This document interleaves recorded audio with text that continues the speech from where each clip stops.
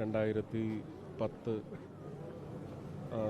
സമയം തുടങ്ങിയാണ് മാഷുമായിട്ടുള്ള വളരെ പേഴ്സണലായിട്ടുള്ള അടുപ്പം കൂടുതലായി തുടങ്ങിയത്.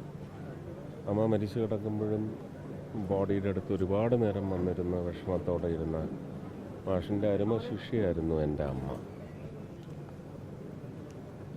മാഷിനെപ്പോഴും എപ്പോൾ കാണണമെന്ന് പറഞ്ഞാലും ഞാൻ ഓടിയെത്താറുണ്ടായിരുന്നു. അത് മാധ്യമങ്ങൾക്കെല്ലാം അറിയാവുന്ന. INS വിക്രാന്തിലൊക്കെ മാഷിനെയും കൊണ്ട് പോയതാണ് ഒരുപക്ഷെ എനിക്ക് എൻ്റെ അമ്മയ്ക്ക് നൽകാൻ കഴിഞ്ഞ ഏറ്റവും വലിയ ട്രിബ്യൂട്ടെന്നാണ് ഞാൻ വിചാരിക്കുന്നത്. INS വിക്രാന്ത് അതിൻ്റെ ഫസ്റ്റ് റൗണ്ടുകളെല്ലാം കഴിഞ്ഞ് വന്ന് ഓവറോളിങ്ങും കഴിഞ്ഞ് കിടക്കുന്ന സമയത്ത് മാഷ് തന്നെ വിളിച്ചു പറഞ്ഞു, ഒരു വാക്ക് തന്നത് പാലിച്ചിട്ടില്ല, മഹാൻ ഇവിടെ എത്തിയിട്ടുണ്ട് കൊച്ചി പോർട്ടിൽ, എന്നെ ഒന്ന് സ്പർശിക്കാൻ അനുവദിക്കാമെന്ന് പറഞ്ഞിരുന്നു. ഞാൻ ഏതാണ്ട് ഒരാഴ്ച സമയം കൊണ്ട് നേവിയുടെ ഡിഫൻസ് മിനിസ്ട്രിയുടെ പെർമിഷൻ എടുത്തിട്ട് മാഷെ ഒരു 2-3 മണിക്കൂർ അതിനകത്ത് കൊണ്ടുപോയി മാഷക്ക് ഒരുപാട് സന്തോഷം പകർന്നു നൽകാൻ കഴിഞ്ഞിട്ടുണ്ട്.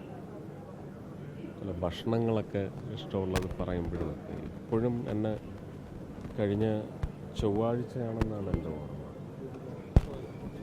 ചൊവ്വാഴ്ച വിളിച്ചിട്ട് പറഞ്ഞു, ആ TV-യിൽ പറഞ്ഞ ആലപ്പുഴ മീൻകറി അത് എനിക്കും കൂടെ അവകാശപ്പെട്ടതാണ്, എനിക്കത് കൊതിയൂറുന്നു. എനിക്കത് കേട്ടപ്പോൾ, വിവരണം കേട്ടപ്പോൾ ഞാനപ്പോൾ തന്നെ പറഞ്ഞു, ഈ സെഷൻ ഒന്ന് കഴിഞ്ഞാൽ ഞാൻ ഓടി വരാം. ഓണത്തിന് മുമ്പ് തന്നെ ഞാൻ കാർത്തിയാനിയിൽ കൊണ്ടിരുത്തി, അവരെ കൊണ്ട് ചേർത്തലക്കാരാണ്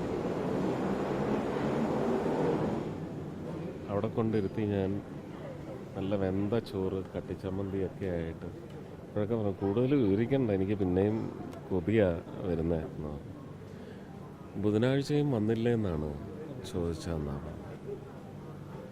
അപ്പം അതൊക്കെ ഇനിയൊരു വേദനയുള്ള ഓർമ്മയായിട്ട് നിൽക്കും.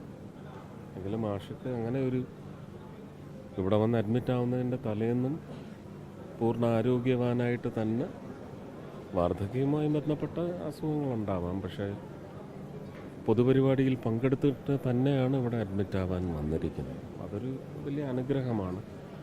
അങ്ങനെ അധികകാലം ഒന്നും ദുരിതം അനുഭവിച്ച് കിടക്കാതെ സ്വർഗം പ്രാപിച്ചു എന്ന് തന്നെ വിചാരിച്ചുകൊണ്ട് ആത്മാവിന് വേണ്ടി പ്രാർത്ഥിക്കും.